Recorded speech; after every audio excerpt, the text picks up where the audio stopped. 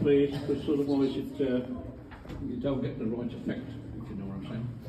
Now this lighting in here is exactly what it would be like working in the mines, digging out the limestone.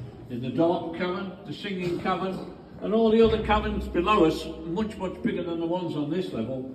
And this is the sort of lighting that would have to dig it out. Anybody fancy working in the conditions? No? Nobody fancy that? Anyway, we've added a few things to this one. This is our cavern. This was the last mine to be worked. It closed in 1924. Now this is Alf. His job is to load the boats up with limestone.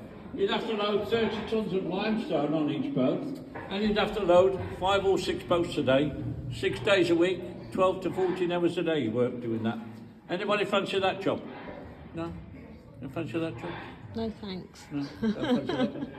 Okay. Well, perhaps you fancy this job then. Now we've got Ant and Dick working here. What they're doing is driving a steel bar into the wall with a sledgehammer.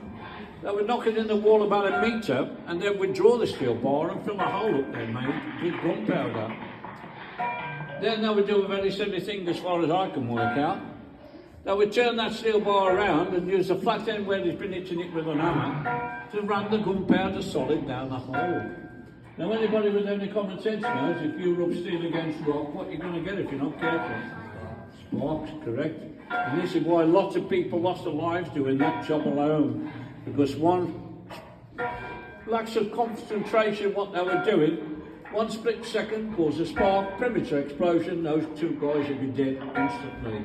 Not only those 2 guys would be dead, but quite a few of the others who were standing close to them, or a bit far away from them, and they'd be dead as well. That's how dangerous it was in the mines. Anyway, if everything went well, what would happen? They'd put a fuse in there, and then the foreman would come in and they would start ignore them to us. Get ready to blast! Stand clear! And all the guys had run away, leaving little Joey on his own. Now little Joey is only 9 years old. His job is to light the fuse.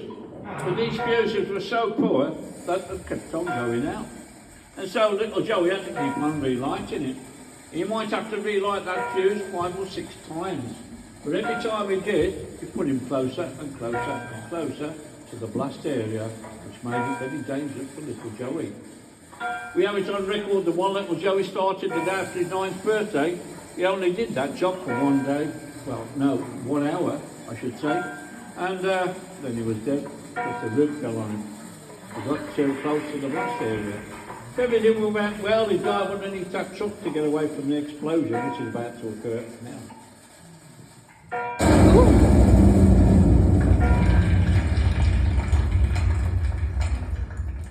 Let's see if he survives this one. Clear! Yes, his coffin is survived, so he's okay. But bear in mind, they had 5 or 6 explosions a day. 6 days a week, 12 to 14 hours a day they work doing that job as well. So you imagine what it would be like. Now all these guys have come back in now and start doing what they were doing before, only in different places. Except you imagine what it would be like in this cavern now. It would be filled up with smoke and dust, and they'd be breathing that in. And as I said, they had 5 or 6 explosions a day. Little wonder that the lungs would give up quite early on. On the last day this mine was due to close in 1924, on the very last day, they had a bad roof fall in there and it killed 4 miners. This is why all the tools and the trucks and everything you can see in there were left behind. They just carried the dead people out and left it as it was, and that's how Dudley Canal Trust was, of course, founded as it was. Wow. Coming up above your head now is one of the shafts they sank down they constructed it on. I sank 12 of these down simultaneously. The deepest one with about 200 feet on the surface to the bottom of the canal. I lowered the men down in a large bucket. That large bucket was nearly the same size as that hole, by the way. Now we lowered the men down, and then those guys were called navigators, the ones they lowered down. And that's been shortened now to people working on the roads. They just call them navvies now, don't they? But they're working on navigators. If you look above your head now, you notice there's nothing holding the roof up. Then they put brickwork in this tunnel as a very, very last resort. Where it wasn't required, they literally wouldn't build it, to save as much money as possible. But that all depended on the strata that they're going through, of course. Now this section above your head now didn't need support, but have a look at the bricks they used in the ceiling. The reason why I mention that is because all these bricks are handmade by the wives and the children of the miners.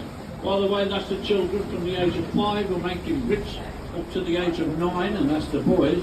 And if you think the girls got away with it, they'd be making bricks from the age of 5 up to the age of 12 or 13 when they were a bit stronger, and then they'd be working as miners as well. That's if I wasn't working with the mothers at the bottom of the gardens making small chains with nails. Either way, they had very little time. This is called Cathedral Arts now. If you want to stand up on this side of it, and have a quick look over there. There's 2 boats and a blocked off tunnel. But have a look at the brickwork they used in these mines. Now I think this is fantastic because I used to be a bricklayer and a builder and clerk of works inspecting brickwork. Now bear in mind all these bricks have been laid in here with just the light of a candle to see what they were doing. And I've seen worse brickwork out in broad daylight than there is down here. I could really tell you that. That was the main entrance into the singing cavern and the dog cavern.